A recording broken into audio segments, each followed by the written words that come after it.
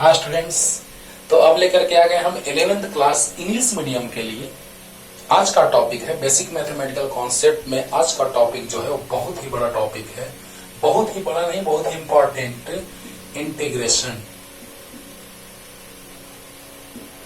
Integration बहुत ही ज्यादा important.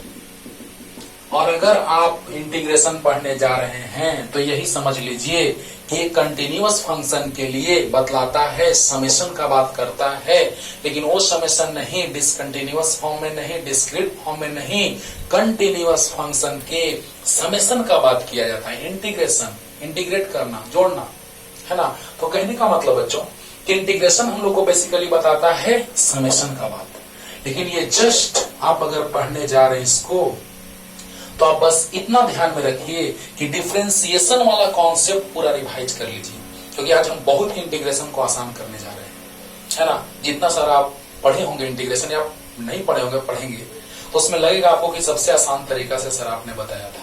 और देखिए ना, कह नहीं रहे, बस आपके सामने आने जा रहा है। लेकिन मैथमेटिक्स में बहुत डिटेल पढ़ना है, लेकिन फिजिक्स में जितना यूज है उसको हम बहुत अच्छे से पढ़ाने जा रहे हैं बच्चों, ध्यान दीजिएगा। तो इंटीग्रेशन क्या है? तो डिफरेंशिएशन का जस्ट रिवर्स प्रोसेस है ना।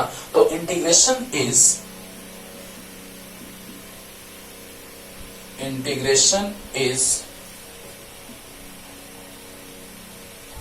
Just reverse process. Integration is just reverse process of differentiation.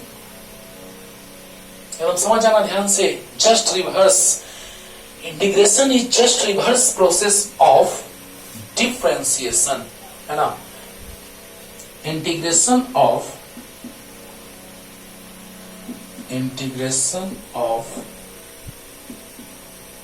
that function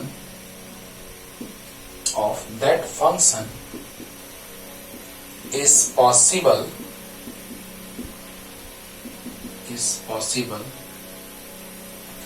which is continuous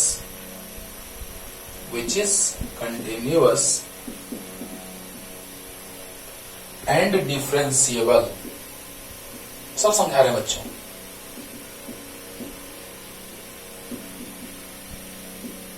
and differentiable, continuous and differentiable, it is represented by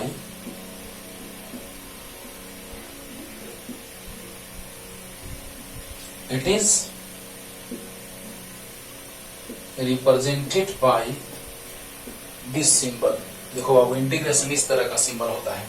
तो ध्यान दीजिएगा, एक बात और लिख ही देते हैं, लेकिन इस चीज को लास्ट करेंगे जब हम बेसिक मैथमेटिकल कॉन्सेप्ट, उसमें इस चीज का जिक्र करेंगे। आज भी थोड़ा सा इसका जिक्र करेंगे, है ना, लेकिन इसका डिटेल बताएंगे। लास्ट होगा लेक्चर, उस लास्ट लेक्चर में बेसिक मैथमेटिकल कॉन्सेप्ट का last lecture.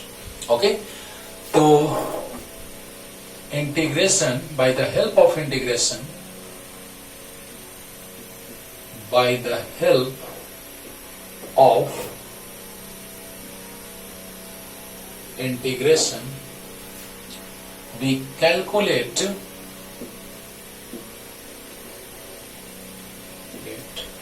the area bounded by curve, यानी कर्व। इस चीज को लास्ट में जिक्र इसका करेंगे बाबू, लेकिन बहुत इंपॉर्टेंट है।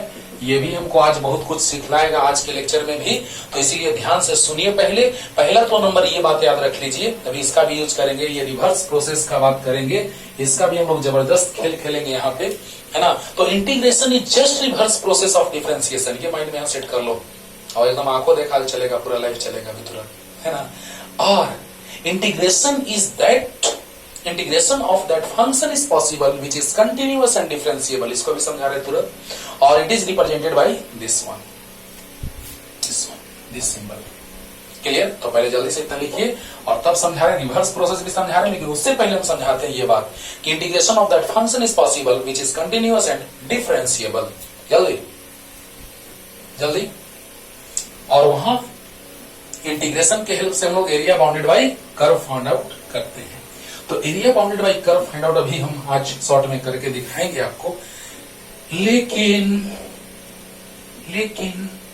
एरिया का एक अलग से लेक्चर चलेगा आपको और बहुत बार काम देगा, और लास्ट में फिजिक्स का एग्जाम्पल लेके चलेंगे, पता चलेगा आपको कि हाँ सर अब पता चल गया कि इंटीग्रेशन का क्या एप्लीकेशन है फिजिक्स में। एक वैसा एग्जाम्पल लेके चलेंगे फिजिक्स का। तो ये पहले ये देखते हैं, डिफरेंशिएबल होना चाहिए। क्या ये डिफरेंशिएबल है डिसकंटिन्यूअस फंक्शन? नो, क्योंकि हम जानते हैं कि एक पॉइंट पे इनफाइनाइट टेंजेंट्स ड्रॉ किए जा सकते हैं इस पे, लेकिन हम जानते हैं कि किसी भी कर्व के किसी एक पॉइंट पे एक टेंजेंट ड्रॉ किया जाता है, which gives the idea about the slope of the tangent draw at a single point on any curve. तो यहां पे हम लोग देखें तो बहुत सारे टेंजेंट, अगर कॉर्नर रहे तो भी बहुत सारे टेंजेंट।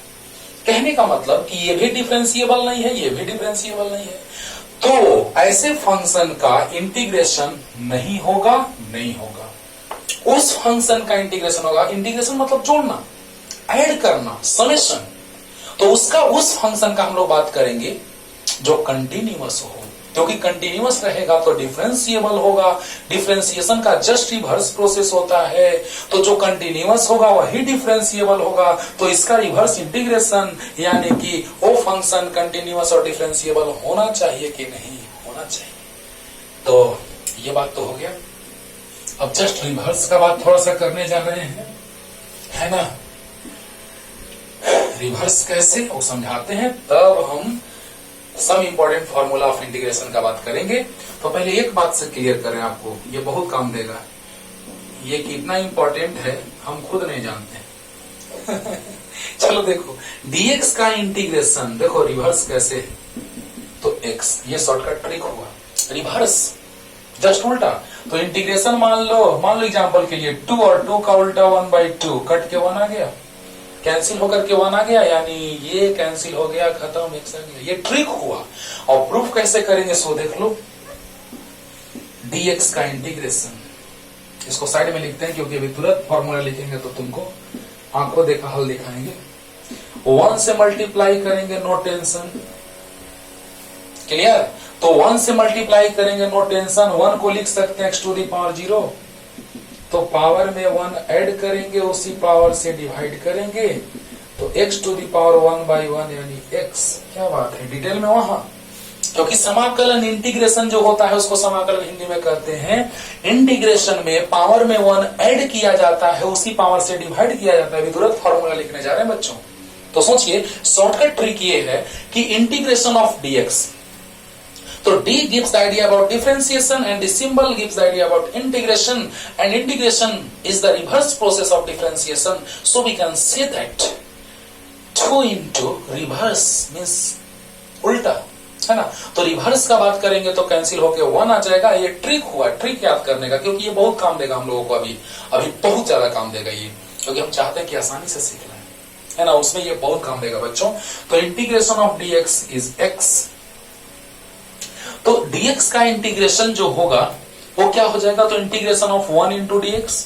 1 को मैं लिख सकता हूं x to the power 0 dx। देखो बच्चों, अभी तुरंत बतलाने जा रहे हैं। डिफरेंशिएशन में पावर से मल्टीप्लाई करते थे, पावर -1 करते थे कि नहीं करते थे, और इंटीग्रेशन में पावर में 1 ऐड करेंगे, उसी से डिवाइड करेंगे कि नहीं करेंगे। तो x टू द पावर 1/1 यानी x। और आओ दिखलाते हैं। तो ये ट्रिक याद रखिएगा, डिफरेंशिएशन इंटीग्रेशन, तो d और इंटीग्रेशन खत्म हो जाएगा, x बच जाएगा। लिख लो जल्दी साइड में। अब देखो बच्चों, एरिया बाउंडेड बाय कर्व उसको भी समझाएंगे, लेकिन आज थोड़ा सा समझाएंगे, लेकिन वो चीज पढ़ना है हम लोग को इस बेसिक मैथमेटिकल कॉन्सेप्ट के लेक्चर के लास्ट में, राइट। तो आइए some important formula of integration का बात करते हैं। तो integration of dx equal to x, पहला ही फॉर्मूला लिख दिया क्योंकि बहुत काम देगा बच्चों। सेकंड नंबर, ध्यान दीजिएगा, x to the power n dx, सबको प्रूफ के साथ चलेंगे लेकर के, और प्रूफ बहुत आसानी से करेंगे। आज पूरा बेसिक एकदम लेक्चर चल रहा है वो इंटीग्रेशन का। अगर इस लेक्चर को तुम इंटीग्रेशन के लेक्चर को पढ़ लिए तो बहुत कुछ तुमको क्लियर होने जा रहा है। और लास्ट में फिजिक्स का देखेंगे कि इंटीग्रेशन का एप्लीकेशन फिजिक्स में कैसे होता है। तो पावर में 1 ऐड होता है, और उसी पावर से डिवाइड होता है, प्लस कांस्टेंट आया। क्यों कांस्टेंट वो भी बताएंगे। लेकिन यहाँ n का वैल्यू 1 के -1 के इक्वल नहीं होना चाहिए। n never be equal to -1। क्यों, सब कुछ बता रहे हैं, पहले फॉर्मूला लिखने दो। लेकिन ये दो तरह के इंटीग्रेशन होते हैं, एक इनडिफिनिट इंटीग्रेशन और एक डिफिनिट इंटीग्रेशन। तो इनडिफिनिट में लिमिट नहीं दिया रहेगा, उसमें हम लोग कांस्टेंट ऐड कर लेते हैं। क्यों कांस्टेंट ऐड करते हैं, कारण बताएंगे। फिजिक्स में हमको कांस्टेंट से कोई मतलब नहीं है, क्योंकि हम लोग अक्सर फिजिक्स में जब यूज आएगा तो लिमिट दिया हुआ रहेगा। तो बताइए बच्चों, यहाँ पे a और यहाँ b, a से b तक लिमिट पुट कर दिए, तो कैसे वैल्यू रखते हैं, तो पावर में 1 ऐड करते हैं और उसी पावर से डिवाइड करते हैं, राइट। अब देखिए a से लेके b तक, ध्यान दीजिएगा, अपर लिमिट पुट करते हैं। कौन वैरी कर रहा है, x। तो x के जगह पे पहले अपर लिमिट, इसका नाम है बाबू अपर लिमिट, b को कहते हैं अपर लिमिट, और नीचे वाला जो है वो लोअर लिमिट। ओके, नीचे वाला को लोअर लिमिट, लोअर नीचे, अपर ऊपर लिमिट। तो चलिए लिख लीजिएगा, लोअर लिमिट अपर लिमिट लिख लीजिएगा, मिटा देते हैं। ये है अपर लिमिट, ये है लोअर लिमिट। तो देखो बाबू कैसे रखते हैं वैल्यू, सब कुछ क्लियर करने जाते हैं, ट्रांसपेरेंट कर देंगे। बस पूरा लेक्चर अच्छे से एकदम आराम से नोटबुक पे निकाल के बैठिए, ध्यान से देखते रहिए, अच्छे से समझते रहिए, पूरा का पूरा कॉन्सेप्ट एकदम 100% क्लियर कर देंगे। बस ध्यान दीजिए, अपर लिमिट का पावर माइनस लोअर लिमिट का पावर डिवाइडेड बाई n+1। ध्यान देना बच्चों, अभी कारण बताएंगे सबका, बार बार बोल रहे हैं। कांस्टेंट क्यों होगा उसका कारण बताएंगे, पावर -1 क्यों नहीं होगा उसका रीजन क्या होगा वो भी बताएंगे। पहले upper limit minus lower limit, यानी माइनस ही यहाँ क्यों होगा, प्लस मल्टीप्लिकेशन डिवीजन क्यों नहीं, why here negative sign. Okay, तो नेगेटिव साइन क्यों आएगा, नेगेटिव साइन ही क्यों होगा यहाँ पे, उसका कारण भी बताएंगे। 4 नंबर, कांस्टेंट अगर रहेगा u तो c कांस्टेंट बाहर आ जाएगा, u इंटू dx, और लिख देते हैं u and v are function of x, भी आगे आएगा तो हम लिख देते हैं पहले ही u and v both are function of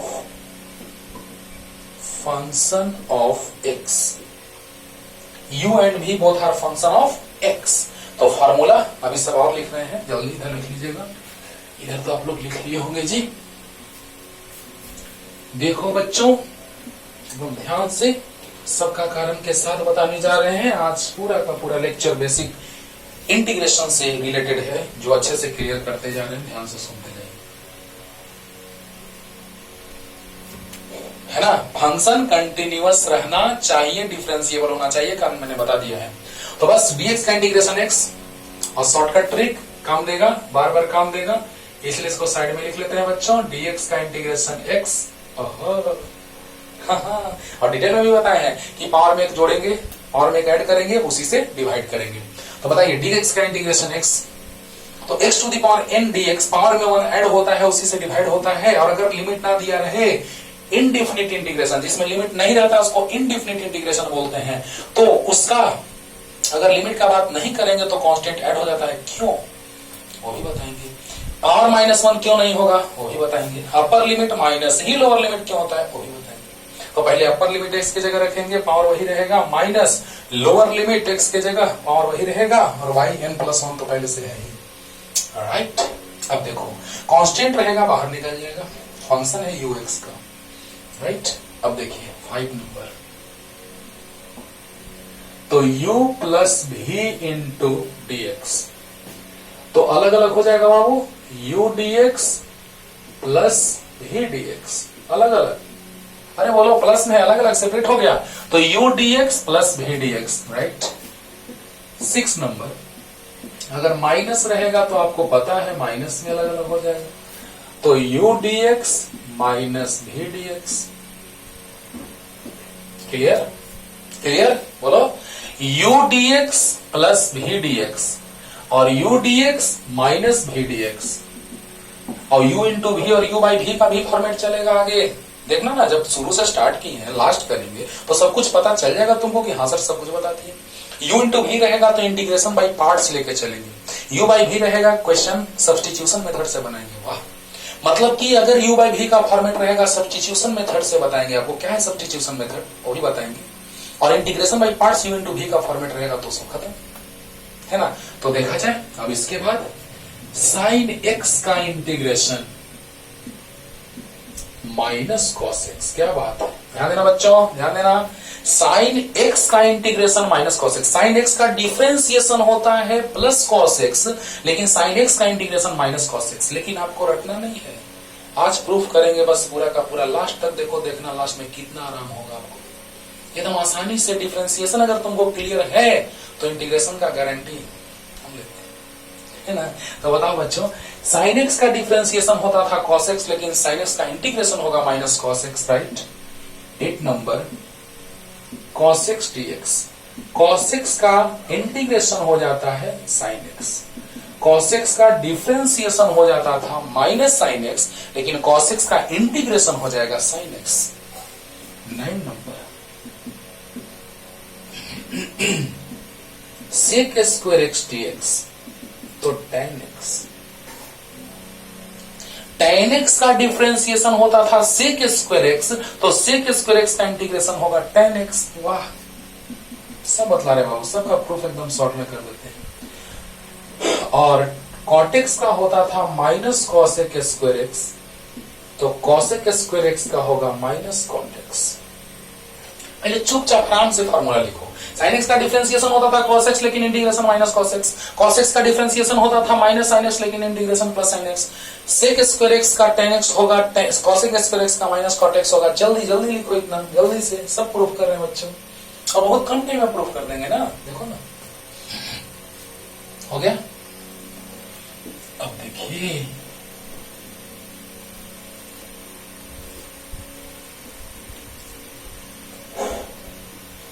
बस ध्यान से समझते रहो बच्चों, एक भी पॉइंट ऐसा नहीं रहेगा जो हम छोड़ेंगे, हर एक पॉइंट को अच्छे से एकदम क्लियर करेंगे। और इंटीग्रेशन मींस समेशन, एडिशन।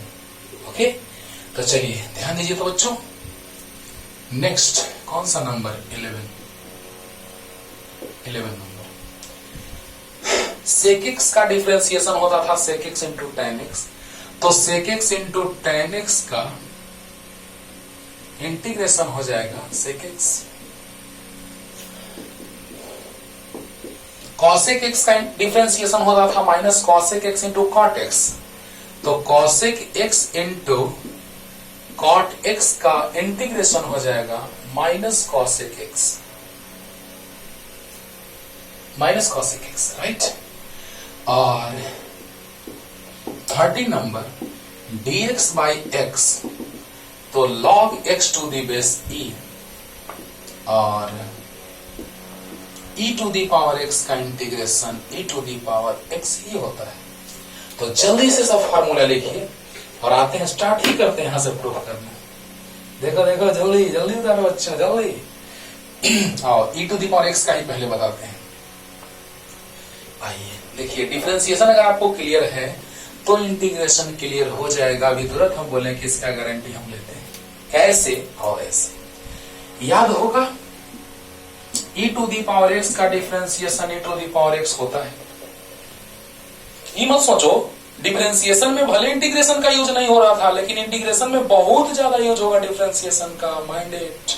तो बताइए बच्चों, e to the power x का डिफरेंशिएशन x के रेस्पेक्ट में e to the power x हुआ कि नहीं हुआ? अब dx से मल्टीप्लाई कर दो, e to the power x dx, दोनों साइड इंटीग्रेशन ले लो। बोलो बोलो जल्दी बोलो। अरे d dx of e to the power x is equal to e to the power x, तो अब बताइए d to the power x integration e to the power x dx, dx से मल्टीप्लाई हुआ। बोलो बोलो। तो बताओ बच्चों, ये डिफरेंशिएशन इंटीग्रेशन शॉर्टकट ट्रिक बताए थे ना, इसको ला के दिखाए थे बच्चों, याद दिलाते हैं, लो याद दिलाते हैं।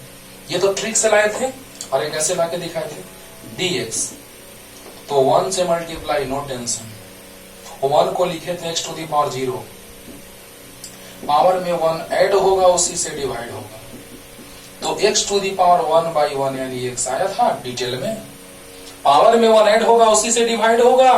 हाँ आया आया ओके। तो यहां पर देखिए बच्चों, शॉर्टकट ट्रिक हमारा यही था कि differentiation and integration both are reverse process. It means reverse मतलब क्या कि दोनों एक दूसरे को हटा देगा। देखो ना, इंटीग्रेशन डिफरेंशिएशन एक दूसरे को हटा दिया, इंटीग्रेशन डिफरेंशिएशन x बच गया, उसी तरह से इंटीग्रेशन डिफरेंशिएशन एक दूसरे को हटा देगा, e to the power x बच जाएगा। क्या बात है सर, मजा आ गया सर, ये तो प्रूफ हो गया सर। वही e to the power x का integration, e to the power x dx मतलब e to the power x का integration e to the power x आया कि नहीं आया? आया ना, आया ना। चलो जल्दी क्लियर कर लो इसको, जल्दी से लिख लो। नहीं जी, डिफरेंशिएशन अगर तुमको आना है तो इंटीग्रेशन भी आ जाएगा बहुत अच्छे से।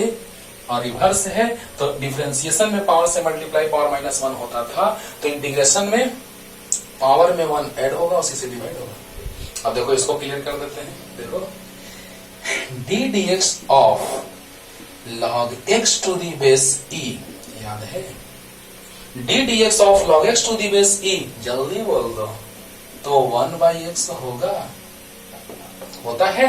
अरे log x का differentiation log x to the base e का डिफरेंशिएशन x के रेस्पेक्ट में 1/x होता है, होता है।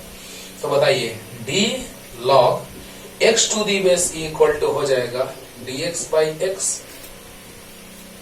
बोलो बोलो, यहां पर हम लोग क्या देख रहे हैं कि d log x to the base e है, तो यहां पर आ गया dx/x, दोनों साइड इंटीग्रेशन ले लो, तो d log x to the base e equal to integration dx/x। देखो बाबू ये पूरा है, ये अकेला रहता है तब वो ऐसे हट जाता है, ना कि दो ठो भी है डिवाइडेड बाय समथिंग है तो भी इसको ऐसे कर दो। देखो ना, चलो गलत होगा वैसे, कैसे देखो, ये तो लिख सकते हैं आराम से, क्योंकि देखो डिफरेंशिएशन इंटीग्रेशन हाँ खत्म हो जाएगा, तो ये इतना आ गया log x to the base e आ गया, नो टेंशन। लेकिन अगर यहां भी हटा दोगे डिफरेंशिएशन इंटीग्रेशन तो x/x 1 आ जाएगा। क्या ये सही है? गलत है, गलत है। बोलो बोलो, यानी कहने का मतलब कि यहां पर अगर कोई डिवीजन में है तब ऐसे हम नहीं लिख सकते हैं, तब हम डायरेक्ट वैसे ही छोड़ देंगे। क्या बात है सर, बहुत आसान से समझ में आ गया सर, आया ना। बताओ d dx of log x to the base e 1/x आ गया, log x का डिफरेंशिएशन x के रेस्पेक्ट में 1/x होता है, तो d log x to the base e छोड़ दिए, dx/x आ गया। ओके, तो डिफरेंशिएशन से इंटीग्रेशन खत्म, तो log x to the base e, बहुत अच्छा, ट्रिक है, ट्रिक है। तो dx/x क्यों यहां नहीं लिखे, समझ रहे हो ना, क्योंकि dx डिवाइडेड बाय समथिंग है, अगर नहीं रहता कुछ है, क्या कुछ है मल्टीप्लिकेशन डिवीजन में, नहीं, तब हटाएंगे। ओके, तो बताओ dx/x का इंटीग्रेशन जो होगा log x to the base e होगा कि नहीं हुआ? हो गया। इस तरह से हमको पता चला कि dx/x का इंटीग्रेशन log x होता है। पहले जल्दी यहां से आओ ना, इसमें एक बहुत ही अच्छा बात बताने वाले हैं कि पावर इनका वैल्यू -1 नहीं होता है। जब फार्मूला पावर में 1 ऐड करते हैं उसी से डिवाइड करते हैं तो उसमें इनका वैल्यू -1 नहीं होना चाहिए। वाई देखो, जल्दी जल्दी लिख लीजिए, देखो ना एकदम आसानी से प्रूफ कर देंगे दोस्तों, बहुत इजी वे में। अब चलो, जैसे हमारा फॉर्मूला था x to the power n dx का, तो पावर में 1 ऐड करते थे और उसी से डिवाइड करते थे। लेकिन ये फॉर्मूला कब वैलिड होगा? जब इनका वैल्यू -1 नहीं होगा। चलो हम -1 लेके चलते हैं, थोड़ा गलत करते हैं, तो इनका वैल्यू जब -1 लेके चल देंगे तो क्या हो जाएगा, x टू दी पावर 0/0 यानी 1/0 इंफिनिटी। ये तो गड़बड़ हो गया, गड़बड़ हो गया। मतलब क्या कि इसका इंटीग्रेशन कुछ और आता है। क्या बात है, अरे वाह, देखो देखो ध्यान दो बच्चों, अगर इनका वैल्यू -1 होगा तो x टू दी पावर -1 का इंटीग्रेशन, तो x पावर में 1 ऐड करेंगे, अगर वो फॉर्मूला लगाएंगे तो वो फॉर्मूला वैलिड -1 के लिए नहीं होता है, नहीं होता है। देखो क्यों, कारण बताते हैं। तो पावर में -1 रखेंगे तो पावर में 1 ऐड करेंगे, उसी से डिवाइड करेंगे तो कुछ अजीब आ गया। लेकिन देखो तो ये वही फॉर्मेट है, देखो तो dx x to the power -1 मतलब कि x, बोलो बोलो, यानी कहने का मतलब कि अगर पावर -1 रहे तो ये होता है, ना कि ये होता है। अगर पावर -1 रहे तो ये होता है ना कि ये होता है। इसका मतलब क्या, मतलब ये बच्चों कि पावर -1 रहेगा तो हम पावर में 1 ऐड करेंगे, उसी से डिवाइड करेंगे, ये फॉर्मूला हम नहीं लगाएंगे। यानी एक चीज क्लियर हुआ, पावर -1 नहीं होना चाहिए उसमें। कब पावर -1 कब नहीं होना चाहिए, जब हम फॉर्मूला लगाएंगे +1 पावर में और उसी से डिवाइड, तब। ओके, लिख सकते हो। तो यहां तक क्लियर हो गया होगा आपको अच्छे से कि पावर में -1 होगा तो हम वो वाला फॉर्मूला नहीं लगाएंगे कि पावर में 1 ऐड करो उसी से डिवाइड करो। और देखो बच्चों, ये 6 तुरंत क्लियर कर देते हैं, 1 मिनट में एकदम क्लियर कर देते हैं तुरंत। देखो तो d dx of cos x, cos x का डिफरेंशिएशन क्या होता है, बोलो बोलो बोलो। तो -sin x। देखो डिफरेंशिएशन से इंटीग्रेशन ला देते हैं, बोले ना कि डिफरेंशिएशन का हर एक फॉर्मूला पूरा पहले पढ़ लो, तो इंटीग्रेशन वाले में एंट्री मारो, बहुत मजा आएगा। तो बताओ cos x का डिफरेंशिएशन -sin x, राइट। चलो तो d cos x, तो dx से multiply -sin x dx, right, clear. cos x का डिफरेंशिएशन x के रेस्पेक्ट में -sin x होता है, तो d cos x, right, -sin x dx, बहुत अच्छा। दोनों साइड इंटीग्रेट कर दो। अब देखो डिफरेंशिएशन से इंटीग्रेशन खत्म हुआ, कितना बढ़िया ये काम दे रहा है, बोलो। तो cos x तो -sin x dx, तो क्या गया बच्चों, sin x dx, ये माइनस cos x आ गया, sin x का इंटीग्रेशन -cos x आया। तो sin x cos x का डिफरेंशिएशन होता है -sin x, तो dx से मल्टीप्लाई किए, बहुत अच्छा। d से इंटीग्रेशन समाप्त हो गया, cos x बच गया, -sin x dx माइनस इधर आया, तो sin x dx equal to -cos x, right, clear ना। तो जल्दी उतार लो, जल्दी, फास्ट हो गया। अब देखिए बच्चों, एक दो और बताते हैं, बस पूरा साइन कॉस्ट सब क्लियर हो जाएगा। 10 का भी बना के दिखाएंगे, आगे टाइम आएगा उसका क्वेश्चन, इसमें इंटीग्रेशन पूरा बताएंगे, बस खत्म हो जाएगा, जितना फिजिक्स में यूज है सब कुछ बता देंगे। और आओ देखो देखो, d dx of cos sin x, तो sin x का डिफरेंशिएशन cos x होता है। अरे बोलो यार, अब तो बोलो यार। तो d dx of sin x equal to cos x, तो d sin x equal to cos x dx, clear. तो d sin x equal to cos x dx integration, दोनों साइड इंटीग्रेशन का बात किए, तो यहां से डिफरेंशिएशन से इंटीग्रेशन खत्म हो गया, बच गया sin x equal to cos x dx। कितना आसानी से आ रहा है बच्चों, बोलो। और देखिए तो ये यहां है साहब, देखिए cos x dx का इंटीग्रेशन मींस cos x का इंटीग्रेशन, cos x dx का इंटीग्रेशन नहीं, cos x के इंटीग्रेशन को ही लिखा जाता है cos x dx integration equal to sin x, सामने। और इस चारों में से कोई एक ला के दिखा देते हैं, बस हो जाएगा काम खत्म। चलो जल्दी जल्दी। अब देखिए,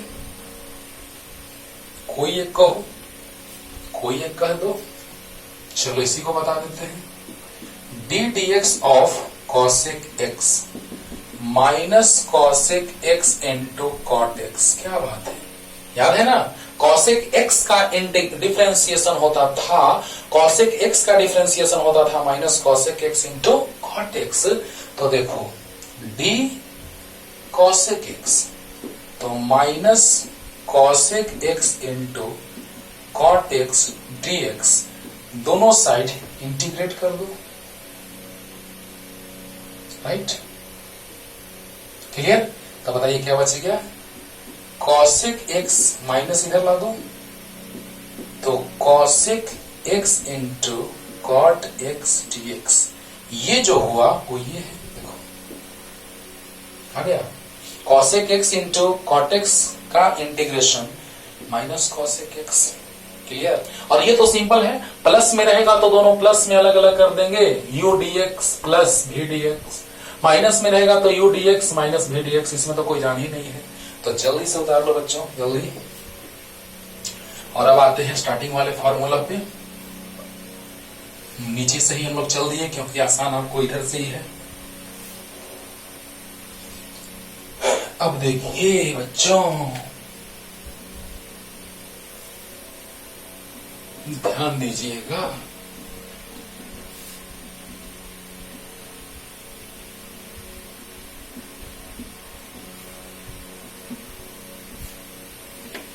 चलो देखो तो अब स्टार्टिंग से चल रहे हैं।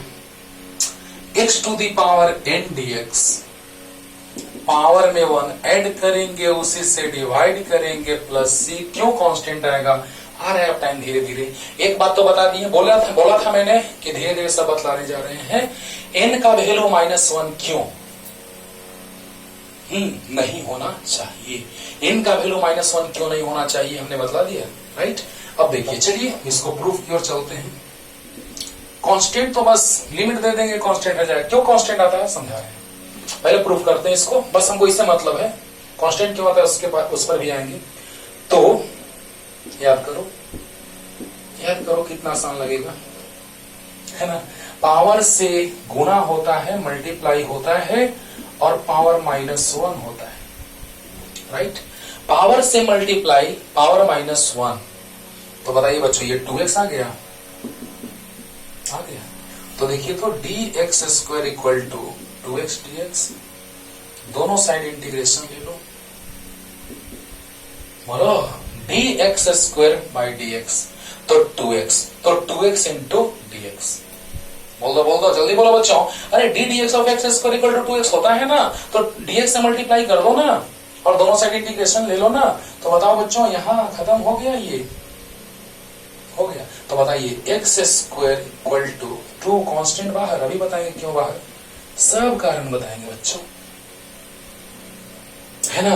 अब बताओ ये 2 नीचे आ गया, तो x dx x² by denominator में 2 आ गया बच्चों। अरे बोलो x dx का इंटीग्रेशन, x का integration means x dx integration, 2 नीचे आ गया, डिवीजन में आ गया। अब बताइए यहाँ पावर 1 हिडन है,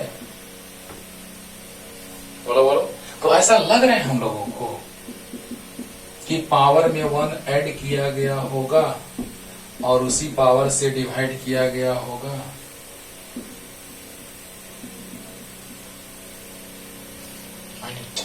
पावर में 1 ऐड हुआ और उसी पावर से डिवाइड हुआ, पावर में 1 ऐड हुआ, उसी पावर से डिवाइड हुआ। विश्वास हुआ कि नहीं हुआ? हुआ। चलो जल्दी, एक बात तो पता चल गया, एक और लेके दिखा देते हैं, बस विश्वास हो जाएगा 100%। जल्दी हो गया। चलिए इसी में मिटा के लिखें। चलो पावर 3 का करो, x³ का, तो पावर से मल्टीप्लाई पावर -1, तो आ गया 3x²। कोई शक? अरे x³ का डिफरेंशिएशन, प्रूफ अब यहां नहीं लिखेंगे, प्रूफ तो लिख चुके हैं स्टडी में। और x³ का डिफरेंशिएशन x के रेस्पेक्ट में, पावर से मल्टीप्लाई पावर -1, 3x² आया कि नहीं आया। अब हम dx से मल्टीप्लाई कर देंगे, राइट। चलो फिर कंफ्यूजन होगा तुम लोगों को, तो यहां तक तो क्लियर होगा कि पावर से मल्टीप्लाई पावर -1, राइट। अब देखिए बच्चों, पावर से मल्टीप्लाई पावर -1, अब देखो dx³ इक्वल टू लिख सकते हैं 3x² dx, राइट। दोनों साइड इंटीग्रेट, डिफरेंशिएशन से इंटीग्रेशन समाप्त। तो x³ और कांस्टेंट बाहर, x² dx, राइट। 3 डिवीजन में आएगा ना, ओके। तो ऐसे लिख सकते हैं बाबू, है ना, है x² dx, राइट, और x³/3, राइट। अब देखो यहाँ पे पावर 2 है, 3 को लिख सकते हैं पावर 2+1, 2+1। यानी लगने लगा हम लोगों को कि पावर में 1 ऐड हो रहा है, उसी पावर से डिवाइड हो रहा है। तो similarly we can say that x to the power n dx equal to power में 1 ऐड होगा, उसी से डिवाइड होगा। लेकिन अगर लिमिट नहीं रहेगा तो कांस्टेंट ऐड होता है, और लिमिट रहता है तो कांस्टेंट ऐड नहीं होता है। लेकिन उस कांस्टेंट से फिजिक्स में हमको कोई मतलब नहीं है। लेकिन आइए जल्दी से इतना लिखिए और कांस्टेंट के बारे में भी बताते हैं, और अपर लिमिट माइनस लोअर लिमिट के। माइनस ही क्यों होता है वो भी बताते हैं। जल्दी लिखो, जल्दी, फास्ट। क्लियर हो गया होगा अच्छे से बच्चों? अरे बोलो, जल्दी लिखो।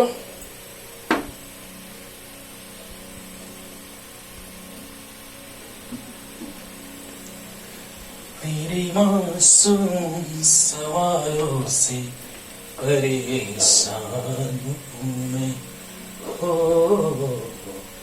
परेशान हूं मैं, तुझसे नाराज नहीं जिंदगी, हैरान हूं मैं, हो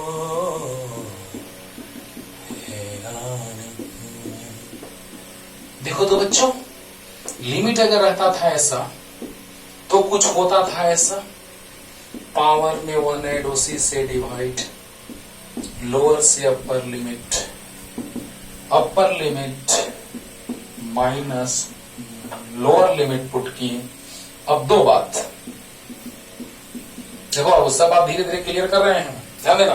तो यहां पर कांस्टेंट क्यों ऐड होता है और यहां पे माइनस ही क्यों होता है, दोनों बात एक साथ क्लियर करने जा रहे हैं।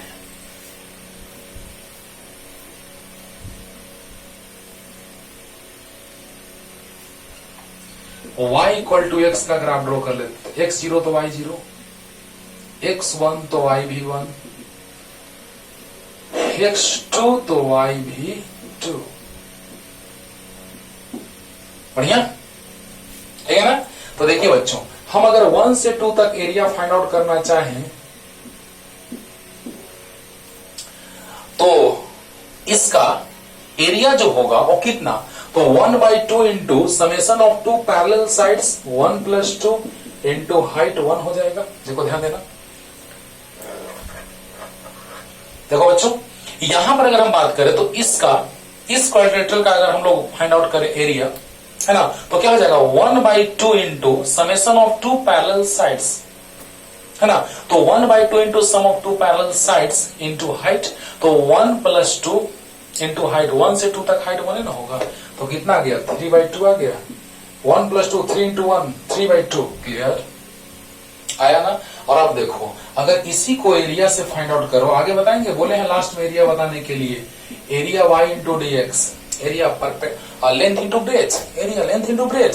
तो एरिया जो होता है y इंटू dx का हम लोग बात करते हैं बच्चों, आगे एरिया बताएंगे, लेकिन अभी सिंपली y dx लिख लो, समझ जाना। किसी फंक्शन का इंटीग्रेशन, ये फंक्शन है dx, हो गया इंटीग्रेशन, और उसी इंटीग्रेशन से एरिया फाइंड आउट करते हैं, because integration gives the idea about the area bounded by any curve. Integration gives the idea about the area bounded by any curve. तो अब देखिए कि यहाँ y dx है, तो y है कितना, तो x है। क्यों? क्योंकि x का वैल्यू 0 तो y भी 0, x1 तो y1, x2 तो y2, तो यही तो है स्ट्रेट लाइन, यही तो है straight line y equal to x। Clear? तो अब देखिए यहां लिमिट 1 से 2 तक, लिमिट कहां से कहां तक, तो 1 से 2 तक, राइट। तो पावर में 1 ऐड होगा, यहाँ पावर 1 हिडन है, तो पावर में 1 ऐड होगा, उसी पावर से डिवाइड होगा 1 से लेके 2 तक, यानी x²/2 1 से 2 तक, यानी अपर लिमिट का स्क्वायर माइनस लोअर लिमिट का स्क्वायर/2। माइनस नहीं पता कि माइनस होगा क्या होगा, मजा आएगा। देखो ये एरिया आपको पता है 3/2 आ गया एरिया, राइट। अब ये भी एरिया ही देता है इंटीग्रेशन से, वो कैसे निकलेगा इसको देखो। तो y dx कितना आसान है बाबू, कितना आसान है कि कोई भी कर्व रहेगा, अगर यहाँ स्ट्रेट लाइन था तब हम इजीली आसानी से निकालिए इंटीग्रेशन करके। अब मान लो ऐसा कर्व रहता तो आपको एरिया पूछता फाइंड आउट करने के लिए, तो फंस जाते आप, फंस जाते। ये एरिया कितना होगा, क्या ये ट्रायंगल है, नहीं ट्रायंगल है ये नहीं, यही सब चीज तो बताएंगे लास्ट में। तो ये एरिया फाइंड आउट करने के लिए कहेगा तो इंटीग्रेशन का हेल्प लेना पड़ेगा। वाह क्या बात है, सोचो बच्चों, इससे हमको यही पता चलता है कि इंटीग्रेशन की हेल्प से हम लोग बहुत कुछ कर सकते हैं, है ना। कैसे कैसे कर्व्स का हम लोग एरिया फाइंड आउट करेंगे, कर्व्स से बाउंडेड एरिया। तो बताइए x⁻1 dx, पावर में 1 ऐड होगा, उसी से डिवाइड होगा, x²/2 अपर लिमिट का स्क्वायर नहीं पता क्या साइन होगा, और लोअर लिमिट का स्क्वायर, देखो 2 अपर लिमिट का स्क्वायर 1 लोअर लिमिट का स्क्वायर/2, साइन नहीं पता। अगर प्लस रखेंगे तो 5/2 आएगा, 4 + 1 5/2। मल्टीप्लिकेशन करेंगे तो 4/2 2 आ जाएगा, डिवीजन करेंगे तो 4/2 2 आ जाएगा, और माइनस करेंगे तो 4 - 1 3/2 आ जाएगा। एक बात क्लियर हो गया यहाँ पे कि अपर लिमिट का जो भी है माइनस होगा लोअर लिमिट जो भी है। वाह क्या बात है, यानी कि यहां से हमको पता चल गया कि अपर लिमिट रखने के बाद माइनस होता है तब लोअर लिमिट होता है। एक बात तो क्लियर हो गया, हो गया। और ये भी वैल्यू कितना है बच्चों, 3/2। एक बात तो क्लियर। दूसरा बात, कांस्टेंट क्यों ऐड करते हैं, क्योंकि यहां लिमिट है तो कोई सर्टेन वैल्यू आएगा 1 से 2 तक। अब अगर लिमिट दे देता 1 से 3 तक तो क्या करते हैं, चलो जल्दी उतार लो पहले, इतना ही तो ही पता है तुमको। कांस्टेंट क्यों, अब उस चीज को क्लियर करने जा रहे हैं बच्चों। Why this constant be added, right? हाँ, तो देखिए मान लिया जाए कि आप 1 से 3 तक लिमिट ले लिए x dx, तो पावर में 1 ऐड होगा, उसी पावर से डिवाइड होगा, डायरेक्ट लिख दिए। अरे बोलो पावर में 1 ऐड होगा तो 2 बाई पावर 1 इसी से डिवाइड, तो 2 1 से 3 तक 3 का स्क्वायर माइनस 1 का स्क्वायर बाई 2 9 - 1/2 8/2 4। यानी कि जब हम एरिया का बात कर रहे थे तो 1 से 2 तक एरिया आ रहा था 3/2 और 1 से 3 तक आ रहा है एरिया 4 मतलब 3/2 + 5/2 = 4। देखो 8/2 4। यानी कि ये 1 से 2 तक अगर हमने लिमिट लिया तो एरिया आया था इतना, और अगर 1 से 3 तक लिमिट हमने लिया तो एरिया आया 4। यानी कि लिमिट चेंज होगा तो एरिया चेंज होगा, तो कोई सर्टेन वैल्यू होगा उसमें कुछ ऐड हो जाएगा तो काम बन जाएगा। बोलो बोलो, तो जो भी सर्टेन वैल्यू आता है उसमें कांस्टेंट ऐड हो जाता है, काम हो गया। यानी वो कांस्टेंट उस चीज के लिए आता है, वो बताता है कि लिमिट आप कौन सा लेंगे हमको नहीं पता, तो जो भी वैल्यू आता है उसमें कांस्टेंट ऐड हो जाता है। क्लियर? मतलब कि 1 से 2 तक एरिया 3/2 आया, 1 से 3 तक एरिया 4 आया, मतलब हमको ये पता चला कि लिमिट चेंज करेंगे एरिया चेंज होगा। यानी कि कोई सर्टेन लिमिट 1 से 2 तक था तो एरिया 3/2, लेकिन अगर 1 से 3 तक हमको कोई पूछ देता तो हम बोलते कि 3/2 में कुछ कांस्टेंट ऐड कर दो, तो आया 4, यानी 5/2 कांस्टेंट ऐड होगा। क्लियर है? हाँ। और एक बात और, कांस्टेंट से मल्टीप्लाई, तो d dx of c into you, समझिएगा बच्चों, है ना, कांस्टेंट से मल्टीप्लाई कर देते हैं। तो कैसे, तो कांस्टेंट u इंटू भी, तो चलो इसको और अच्छे से लिखते हैं, d dx ऑफ, इस पर से लिख सकते हैं बच्चों u c इंटू यू को u इंटू सी, तो c इंटू यू को हम लिख सकते हैं u into c, u into भी पे, तो u से मल्टीप्लाई v का डिफ्रेंसिएशन प्लस v से मल्टीप्लाई u का डिफ्रेंसिएशन। जल्दी बोलो, जल्दी बोलो। अब देखो बच्चों, ध्यान देना बच्चों, यहां पे हम लोग क्या देख रहे हैं कि d u into c by d x, तो d dx of u into c, u से मल्टीप्लाई v का डिफ्रेंसिएशन प्लस v से मल्टीप्लाई u का डिफ्रेंसिएशन। अब बोलिए तो यहां क्या हो जाएगा, ध्यान दीजिए बच्चों, u कांस्टेंट का डिफ्रेंसिएशन 0 और plus c into D you by d x, तो d u इंटू सी, ये तो 0 हो गया, c into D you by d x, और ये dx से मल्टीप्लाई। बोलो, अरे dx से मल्टीप्लाई होगा। अब देखो बच्चों, दोनों साइड इंटीग्रेट कर दो, यहां तक तो क्लियर हो गया होगा, c और into D you. Clear? Clear? अब बताइए, यहां पे हम लोग क्या देख रहे हैं कि दोनों साइड अगर इंटीग्रेट करेंगे तो क्या d खत्म हो जाएगा इंटीग्रेशन से, मिटा दे। अब ऐसा लग रहा है हमको कि कांस्टेंट u इंटू सी को c इंटू यू लिख सकते हैं। अब ऐसा लग रहा है कि c बाहर आ गया होगा और du का इंटीग्रेशन u हुआ होगा, क्योंकि dx का x होता है तो du का u होगा। आ गया बच्चों? अरे आया कि नहीं आया? आ गया ना, यानी कांस्टेंट बाहर आ गया। क्लियर? अब फिजिक्स में कैसे एप्लीकेशन होता है वो हम बताने जा रहे हैं। हर एक फार्मूला को मैंने डिटेल में आपको समझा दिया बच्चों, प्रूफ के साथ मैंने बतला दिया, तो अब से एकदम अगले लेक्चर में जो न्यूमेरिकल चलेगा, प्रश्न चलेगा मैथमेटिक्स का, और लास्ट में आपको पता है कि हम फिजिक्स में कैसे एप्लीकेशन होता है वो लेके चलेंगे। बस क्लियर। तो देखा जाए बच्चों, ध्यान से सुना जाए मेरा बात, कि कैसे फिजिक्स में एप्लीकेशन होता है इंटीग्रेशन का, वो देखते हैं।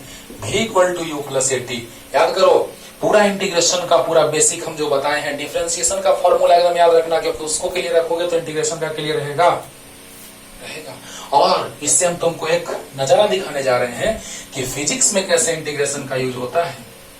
आपको याद होगा इंस्टेंटेनियस वेलोसिटी थोड़ा सा समझाए थे, किसी इंस्टेंट पे, तो किसी इंस्टेंट पे slope of tangent is dy by dx। तो just in a similar way, अगर xy कर्व है तो y dy by dx slope, और अगर xt प्लेन है तो स्लोप जो हम लोग लिखेंगे वो भी हो जाएगा dx by dt। इसको पूरा डिटेल में मोशन में बताएंगे, बस अभी दिमाग में सेट रखना है कि dy by dx किसी टेंजेंट का स्लोप बताता है, तो यहां पर जो v है वो dx by dt वेलोसिटी बताता है। लेकिन d अगर आ गया तो इंस्टेंटेनियस, क्या इंस्टेंटेनियस, तो आप बस इतना याद रखिएगा कि instantaneous velocity is dx by dt। क्योंकि आपको पता होना चाहिए, अगर ये x है ये t है, यहाँ पे स्ट्रेट लाइन ड्रॉ कर देंगे तो स्लोप, और आप बताइए स्लोप अगर मान लिया जाए कि tan थीटा लेंगे तो आया perpendicular by base x by t, और डिस्प्लेसमेंट बाई टाइम स्लोप, तो displacement by time is velocity. तो slope gives the idea about, मान लो यहाँ पे कोई कर्व है उस पे हमने टेंजेंट ड्रॉ कर दिया, तो slope gives the idea about the velocity. Means x t plane पे अगर स्लोप का बात किया जाए तो वेलोसिटी देगा, एक्सटी प्लेन पे वेलोसिटी देगा स्लोप। थोड़ा सा समझाए, मोशन में बहुत डिटेल में पढ़ाएंगे, बस अभी इतना याद रखिए कि v equal to dx by dt, right. चलिए, तो v इक्वल टू क्या था बच्चों, dx बाई dt। चलिए देखिए फिजिक्स में कैसे एप्लीकेशन होगा इंटीग्रेशन का, आज एक नमूना पेश करने जा रहे हैं आपके सामने, कैसे, सो देखिए। v को लिख सकते हैं dx बाई dt, अभी तुरंत बताएं, u plus a t, dt से मल्टीप्लाई, तो dx equal to u plus a t into d T.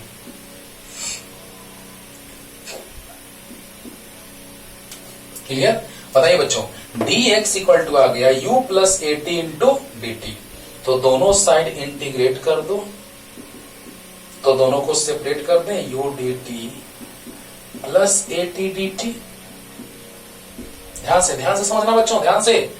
v equal to dx by dt u plus a t, बहुत अच्छा, तो dx equal to u plus a t into d t, बहुत अच्छा, तो dx और u d t plus a t d t, बहुत अच्छा।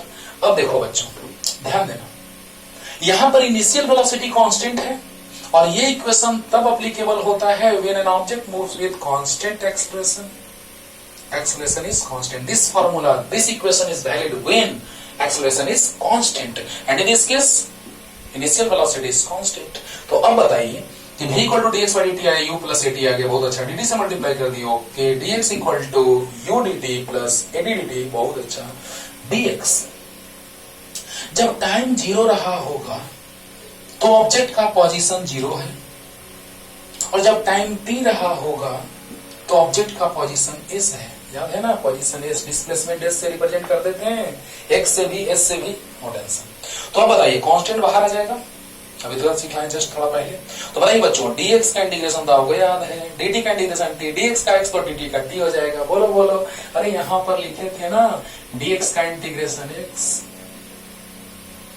Okay. तो अब बताइए बच्चों कि यहाँ dx का, ध्यान देना, u dt 0 से t तक, at dt 0 से t तक, जब टाइम जीरो होगा तो पोजीशन जीरो, जब टाइम t तो पोजीशन s, dx का इंटीग्रेशन x 0 से लेके s तक, और u कांस्टेंट बाहर, और dt 0 से t तक, और a बाहर, कांस्टेंट बाहर, t dt को लिख सकते हैं बच्चों पावर 1, बोलो अब बताओ, upper limit minus lower limit u, dt का इंटीग्रेशन t डायरेक्ट, dx का x तो dt का t, no tension, plus a, उधर मिटा दो बच्चों, मिटा देते हैं,